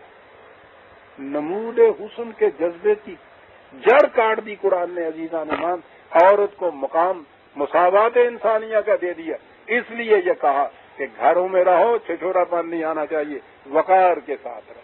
کیا بات ہے وقارنا، وقار کے ساتھ رہو گھروں کے اندر۔ یہ جو نمود حسن کا جذبہ ہے جس سے عورت اپنے آپ کو مقصود بالذات نہیں سمجھتی، کسی دوسرے کے جذبات کی تسکین کا ذریعہ سمجھتی ہے، یہ قطعاً جذبہ اپنے دل کے اندر نہ آنے دو۔ وَأَقِمْنَا الصَّلَاةَ وَآتِينَا الزَّكَاةَ وَأَطَعْنَا اللَّهَ وَرَسُولَهُ، نظام صلاۃ قائم کرو۔ افراد امت کی جو تمہارے لیے بیٹوں کے مانند ہیں، ان کی صلاحیتوں کی نشو و نما کا ذریعہ بنتی چلی جاؤ۔ آتین الزکات، دوسرے وقت میں عرض کروں گا کہ زکات سے اگر مفہوم یہ لیا جائے جو یہ دیتے ہیں، تو اس گھر کے اندر تو پیسے اتنے نہیں تھے تو انہوں نے زکات کہاں سے دینی تھی؟ رسول اللہ صلی اللہ علیہ وسلم نے ساری عمر زکات، یہ جو مربر ہے زکات ہے، خود بتاتے ہیں کہ حضور نے کبھی زکات نہیں دی، تو انہوں نے نہیں دی تھی تو ان بیویوں کے پاس کہاں سے کچھ آیا تھا؟ جو بیچاری اچھا کپڑا مانگ رہی تھی تو اس کا بھی جواب مل گیا۔ تو آتین الزکات کے اگر یہ معنی ہیں جو یہ لیتے ہیں کہ اتنا روپیہ سال بھر جمع ہو جائے تو اتنا اس میں سے نکالو، اس گھر کے اندر شام کو پکانے کے لیے تو آٹا نہیں ہوتا تھا، سال بھر دولت جمع ہوتی تھی وہاں، جس کی وہ زکات دینے کا حکم آیا ہوا ہے۔ دیکھا کیسے منہ بولتے، زکات کا مفہوم منہ بول رہا۔ یہ کرو وَأَطِيعْنَا اللَّهَ وَرَسُولَهُ، میں بات یہ دوبارہ کسی جگہ وضاحت سے عرض کروں، اطاعت کرو اللہ اور رسول۔ کہا کہ خدا چاہتا یہ ہے، یہ اس لیے تمہیں ہدایات دی جا رہی ہیں کہ اپنے آپ کے اوپر یہ پابندیاں عائد کرو۔ یرید اللہ لیذھب عنکم الرجس اہل البیت ویطہرکم تطہیرا۔ یاد رکھو، پہلے تو قرآن کریم نے ازواج النبی سے یہ کہا تھا کہ تم رہنا چاہتی ہو تو اس طرح سے رہا جائے گا، ورنہ جانا چاہتی ہو چلے جاؤ۔ اس کے بعد نساء النبی آیا ہے، گھر کے اندر جتنی عورتیں ہیں سب سے یہ کہا جا رہا ہے، یہ ہدایات اس گھر کے اندر رہنے والی اہل البیت جسے کہا گیا ہے، نساء النبی کہا گیا۔ یہ بڑا فرق ملحوظ رکھنے والا ہے۔ وہ ازواج النبی کے متعلق بات تھی کہ میرے عقد میں رہنا چاہتی ہو یا جانا چاہتی ہو، ازواج کے متعلق یہ ساری ہدایات جو دی جا رہی ہیں یہ نساء النبی یہاں کہا گیا ہے۔ نبی کے گھر کے اندر جتنی عورتیں، بیٹیاں ہیں، حضور کی پھوپھیاں ہیں، غربی ہیں، ملازمہ ہیں، بیویاں ہیں، سب اس میں آ جاتی ہیں۔ خدا چاہتا یہ ہے، اے اس گھر میں رہنے والی خواتین، خدا چاہتا یہ ہے کہ تم سے رجس کو دور کر دیا جائے۔ یہ رجس کیا چیز؟ ترجمے ہمارے یہاں صاحب کے ناپاکی کو دور کرے اور تمہیں پاک و صاف کر دے، کیا شرم آ جاتی ہے۔ رسول کے گھرانے کے اندر کی نساء، اور خدا وہ کہتا ہے ہم چاہتے یہ ہے کہ میں تو یہ لفظ بولتے ہوئے بھی مجھے کچھ عزیزان ایمان بہت تلخی آتی ہے، ناپاکی کو دور کرتا ہے۔ رجس کہتے ہیں ہر قسم کے شکوک و شبہات، رجس کہتے ہیں ہر قسم کی ایسی چیزیں جو اضطراب پیدا کریں، رجس کہتے ہیں ہر اس رکاوٹ کو جو انسانیت کی صلاحیتوں کی نشو و نما کے راستے میں حائل ہو جائیں۔ ذرا پوچھ کے تو دیکھو عربوں سے کہ اس کے معنی وہ کیا دیتے ہیں۔ قرآن کہتا ہے کہ یہ پابندیاں ہم اس لیے تم پہ عائد کر رہے ہیں یا کہہ رہے ہیں کہ اپنے آپ پہ عائد کرو تاکہ تمہارے قلوب تمام شکوک و شبہات سے مارا تر ہو جائیں، کوئی اضطراب انگیز بات اس کے اندر نہ آئے، کوئی ایسی رکاوٹ یہاں پیدا نہ ہو جو تمہاری انسانی صلاحیتوں کے نشو و نما کے راستے میں رکاوٹ بن جائے۔ ہم یہ چیزیں پیدا کرنا چاہتے ہیں، وَيُطَهِّرَكُمْ تَطْهِيرًا، ہم تمہاری قلب و نگاہ کی پاکیزگی چاہتے ہیں۔ کیا بات ہے! اس کے معنی تطہیر کے دور لے جانا بھی، تاکہ وہ جو لوگوں کے اعتراضات اور الزامات ہوتے ہیں نا، تمہاری زندگی ان سے بلند و بالا ہو جائے۔ میں نے کہا ہے نا، یہ جو تطہیر ہے، قلب و نگاہ کی پاکیزگی، ریفرنسز کو بہت ہے، میرے سامنے ایک ریفرنس کم از کم آپ لے لیجیے۔ یہاں ہے 5/41 میں، اولئک الذین لم یرد اللہ ان یطہر قلوبہم۔ دیکھا قرآن کیسے واضح کر دیتا بات، تطہیر قلب ہے۔ ان پابندیوں سے مقصد یہ ہے تمہارے قلب و نگاہ میں پاکیزگی پیدا ہو جائے، تمہارے دلوں میں کسی قسم کا کوئی شک و شبہ نہ رہے، کوئی اضطراب انگیز بات نہ ہو، کوئی ایسے موانعات نہ ہوں جو تمہارے ذات کے اخلاق کی نشو و نما کے راستے میں حائل ہوتے ہوں۔ یہ اس لیے ہم نے احکام تمہیں دیے ہیں کہ اس قسم کی زندگی تم بسر کرو، اس طرح سے، اور پھر آگے اور بات بھی نہیں، ایک بات، وَاذْكُرْنَ مَا يُتْلَى فِي بُيُوتِكُنَّ مِنْ آيَاتِ اللَّهِ وَالْحِكْمَةِ إِنَّ اللَّهَ كَانَ لَطِيفًا خَبِيرًا۔ کہا لطیفاً خبیرہ، کہا باتیں کچھ کھل کے نہیں ہم نے کی، ایمائیت کے انداز سے کچھ ہم کہتے، اشارتاً ہم نے کچھ لطیف انداز سے یہ ساری باتیں کہہ دی ہیں تم سے۔ یاد رکھو، زیادہ تشریح چاہتی ہو تو تمہارے گھروں کے اندر قرآن اور قرآن کی حکمت کو روز تلاوت ہوتی ہے، زیادہ تشریح وہاں موجود ہے، وہاں لے لو۔ ہم تو خبردار ہیں، بات سب ہمیں معلوم ہے، لطیف، لیکن بات ذرا ہم لطافت سے کر رہے ہیں، تشریح وہاں تمہیں مل جائے گی۔ نشان نبی سے یہ کچھ کہا، اور جو میں نے عرض کیا نا کہ نمود حسن کا جذبہ عورت کے دل سے نکالنے سے مقصد یہ تھا کہ اسے مرد کے شانہ بشانہ چڑھائے۔ اگلی آیت میں یہ چیز آئی ہے، وقت ہو گیا ہے، اور قرآن سورہ احزاب کی آیت 34 تک ہم آ گئے، 35 میں سے ہم آئندہ لیں گے۔ ربنا تقبل منا انک انت السمیع العلیم۔ شکریہ۔